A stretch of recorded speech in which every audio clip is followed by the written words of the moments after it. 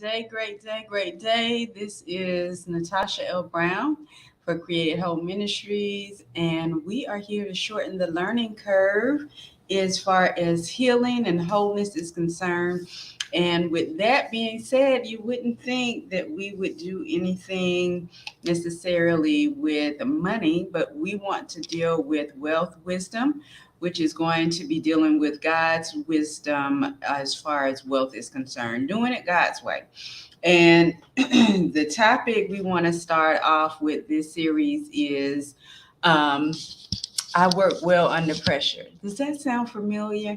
You know, a lot of people would say that when it comes to schoolwork or different things of that nature. But what is amazing is when you say that, and I've said that before, you're actually saying that you're average and that you want to be average. So, we'll be dealing with different topics concerning wealth, which will be a little different than what you're used to because we will be coming from a biblical perspective.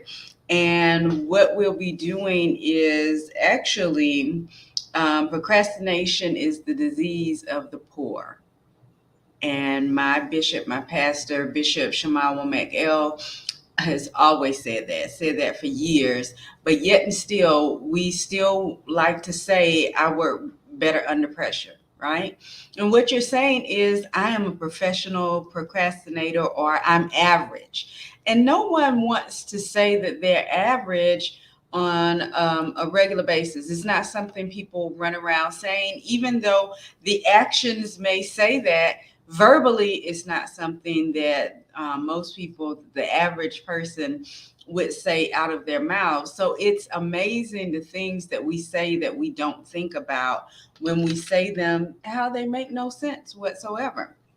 So why would we want to work well under pressure, right? Why would we want to not do our best, especially if we're representing the kingdom? Why would we not want to do our best?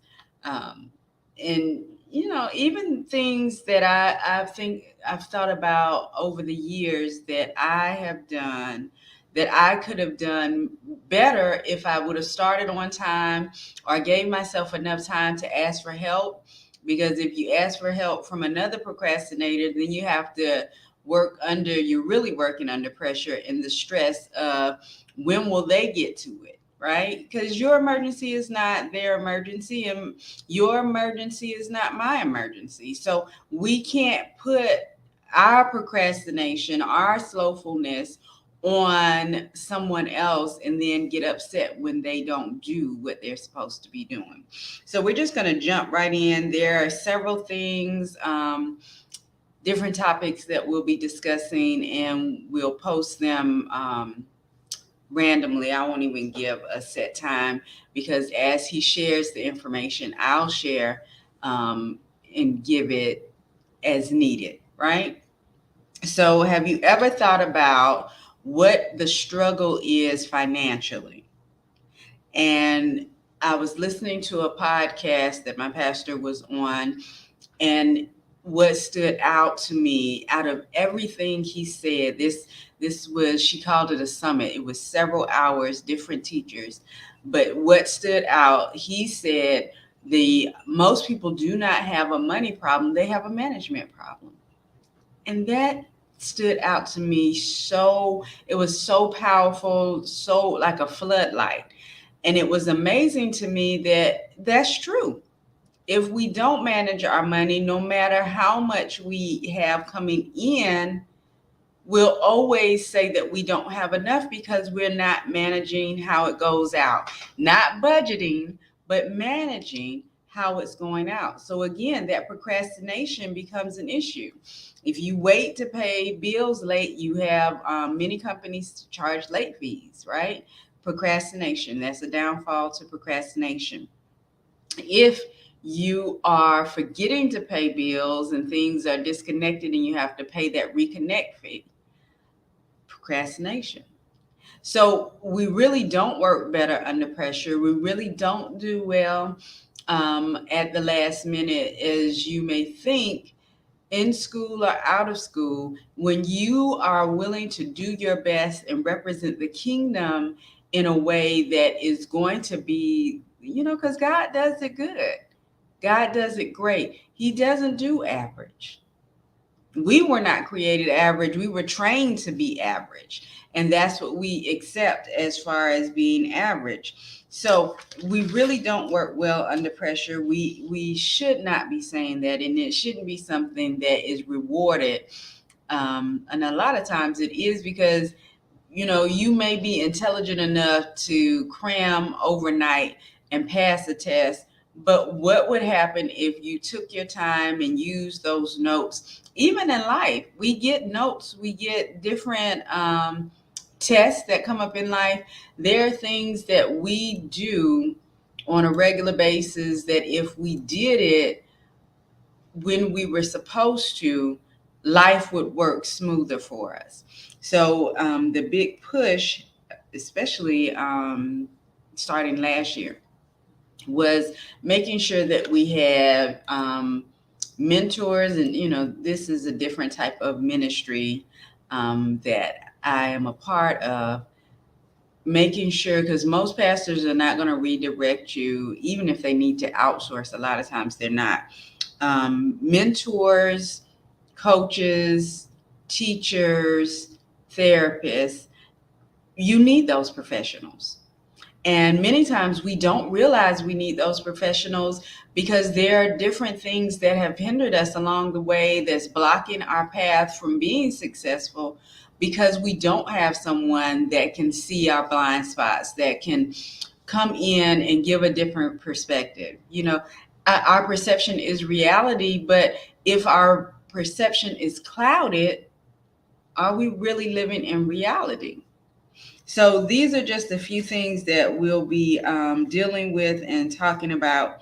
But what I really want to make sure is that we understand that the Bible is full of tips for money, for finances.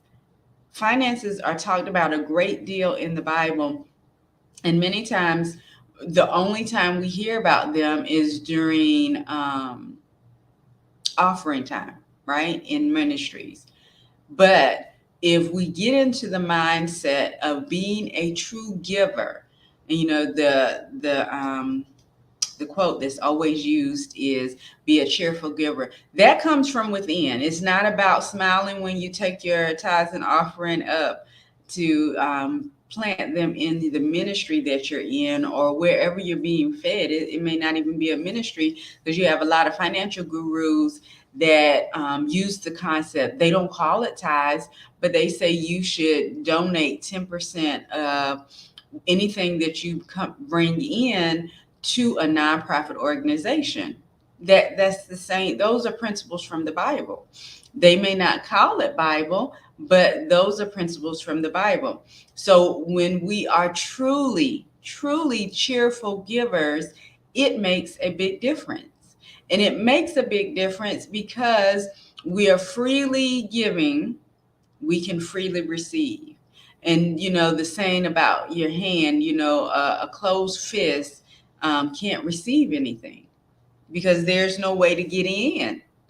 Even if you have something in your hand and you're holding on to it, it can't grow because you're cutting off the circulation, right? Which is deals with one of the words that we should take out of our vocabulary, which we'll deal with in another time. We want to stick with the procrastination. So making sure that we're doing what it is that we're supposed to be doing, and not, quote unquote, working under pressure, waiting until the last minute, sliding into home plate, hoping we're not struck out, but doing what we are supposed to be doing, keeping our word for one, and making sure that when we say we're going to do something, we're going to do it. And I was challenged, well, we all were in the ministry. My pastor has been posting coaching sessions on Facebook, asking different questions, and he dealt with being late. And and as a child, a lot of times we relate. So it's not something that I do on a regular basis, getting to places. But I didn't think about it, just like I started off with paying bills on time, right? That's a part of being late, not just getting to appointments. Doing what you said you're going to do before time, not waiting until the deadline and then saying that you did it. You are practicing being late, not just because you're getting somewhere on time or late.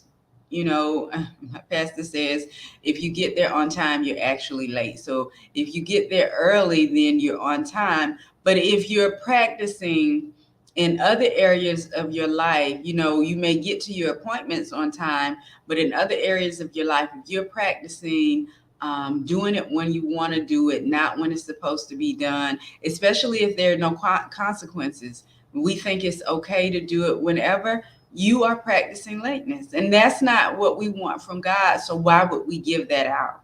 And it's just been amazing, the things, just looking at things from a different perspective.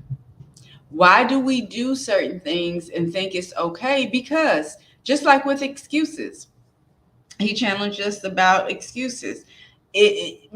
When we do something, people expect an excuse. Not, and we don't think about it in a negative sense. We thinking about, okay, why were you late? You'll explain. But there should be no excuse. We shouldn't be given an excuse as to why we're late. We shouldn't be given any excuses as to this, that, or the other. There is no need to give an excuse if we do what we're supposed to be doing, right? And a lot of times it makes a big, big difference when we are doing what we're supposed to be doing versus doing what the norm is.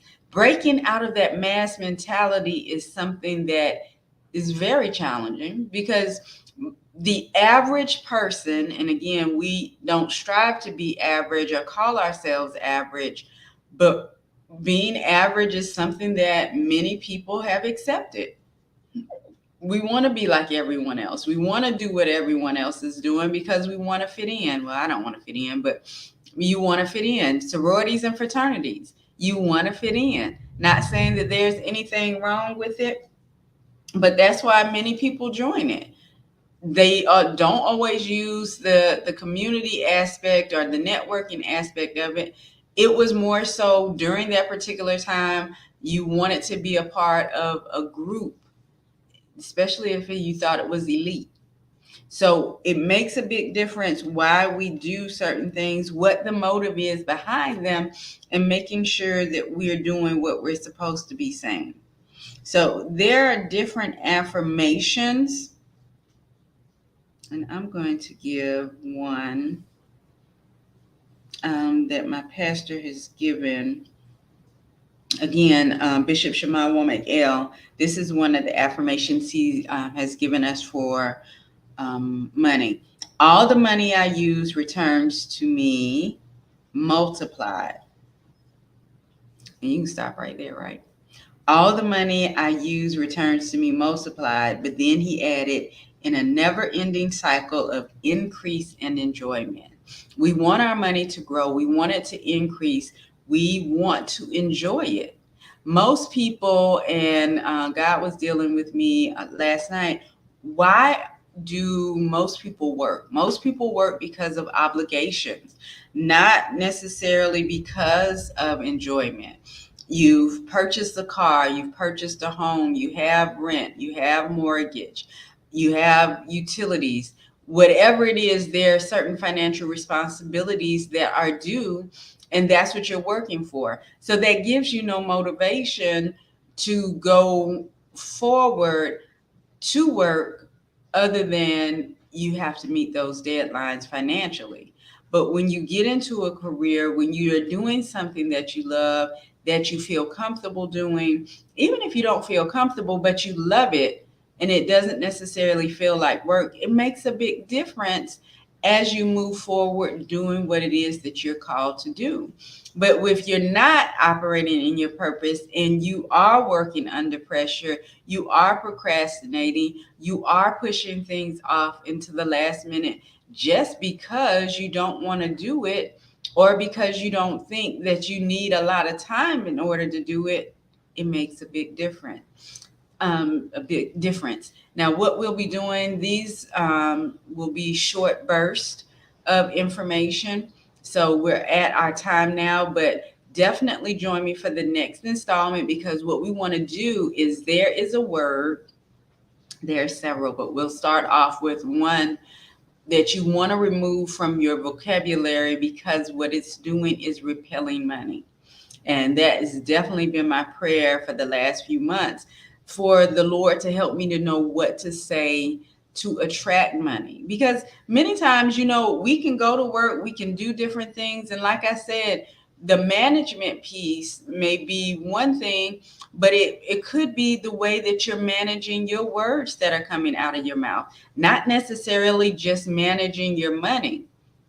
You could be repelling finances based on those things that are coming out of your mouths. So be intentional over the next few days as to what you're doing, what you're saying. Are you getting an excuse ready when you could just go ahead and do what it is that you need to do?